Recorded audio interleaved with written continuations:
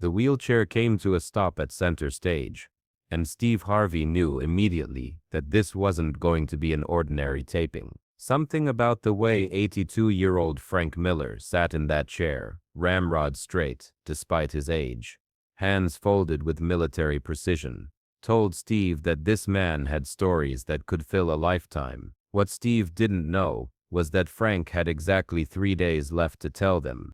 The Miller family had driven 18 hours from small-town Nebraska to make it to the Family Feud studio. 3 generations squeezed into a rented van. Frank, his daughter Susan, his son-in-law Tom, and his twin grandsons Jake and Alex, both fresh out of high school. They'd applied to the show 6 months ago, back when Frank was still walking on his own, before the doctors had delivered news that changed everything. "And who do we have here?" Steve asked during introductions, his natural warmth immediately drawn to the elderly veteran, whose eyes held decades of untold stories. "Frank Miller, sir," came the reply, crisp and clear despite the tremor in his voice. "Corporal, 2nd Infantry Division, Korea."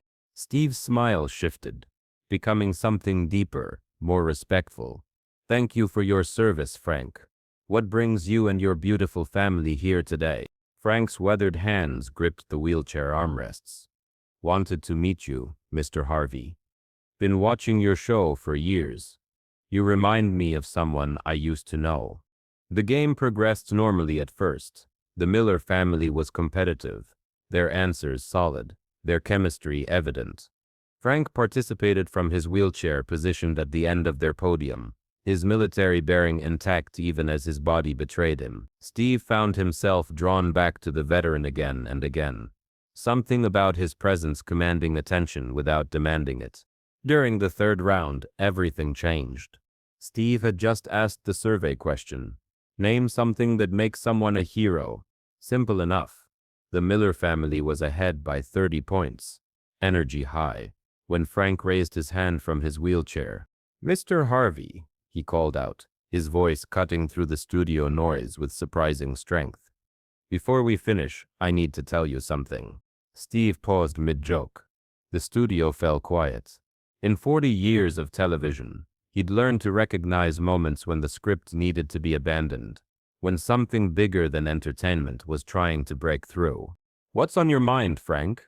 Frank reached into his jacket pocket with shaking hands and pulled out a folded piece of paper, yellowed with age, worn soft from decades of handling. "This is a letter I've been carrying for 70 years. My best friend, Tommy Rodriguez, wrote it the night before he died in Korea. He made me promise something." The cameras kept rolling, but the game show had stopped. Steve walked closer to Frank's wheelchair, his entertainer's instincts telling him to keep things moving, but his human instincts telling him to listen. "What did he make you promise, Frank?" Frank's voice cracked slightly as he unfolded the letter. "Tommy was funny, Mr. Harvey. Funniest guy in our unit. Always making us laugh, even when we were scared. Especially when we were scared. The night before that last battle, he gave me this letter and said, 'Frank, if I don't make it home, and you do, I want you to find the funniest man in America and tell him something for me.'" Steve felt something shift in his chest. He knelt down beside Frank's wheelchair, his expensive suit forgotten, his awareness of the cameras and audience fading. "What did Tommy want you to tell him?" Frank looked directly into Steve's eyes, and when he spoke, his voice carried the weight of 7 decades. He said, "Tell him that laughter is the only thing that makes dying bearable and living worthwhile. Tell him to keep making people laugh, because every smile he creates honors every soldier who never made it home to laugh again."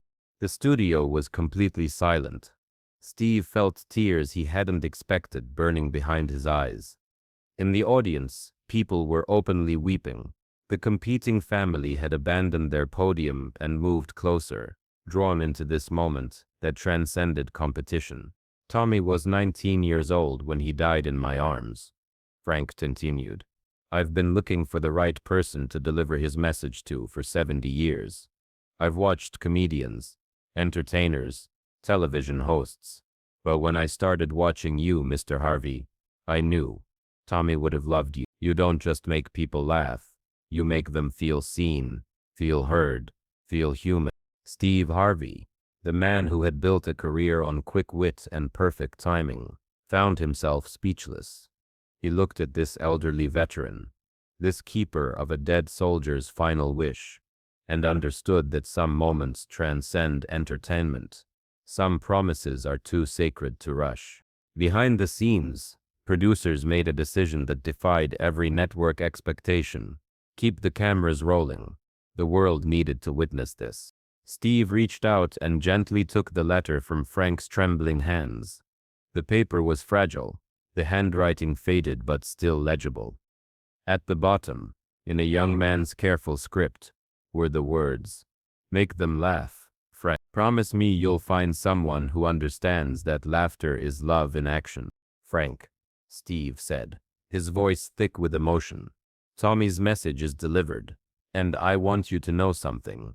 Every laugh I've ever gotten, every smile I've ever created, it carries forward the spirit of every Tommy Rodriguez who never made it home. I understand now that I'm not just entertaining people.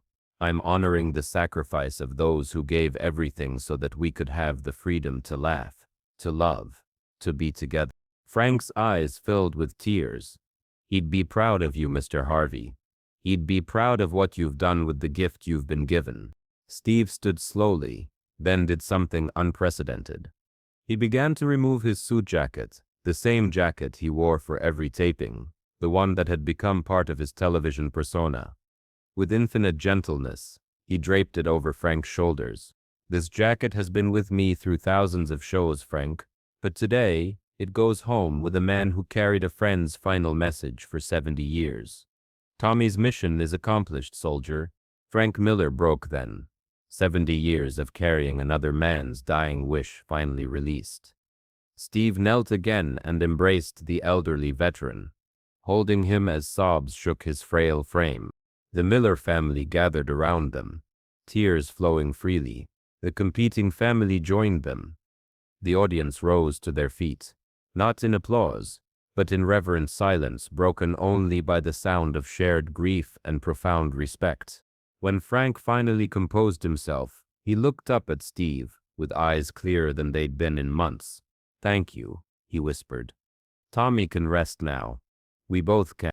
The episode never finished in the traditional sense.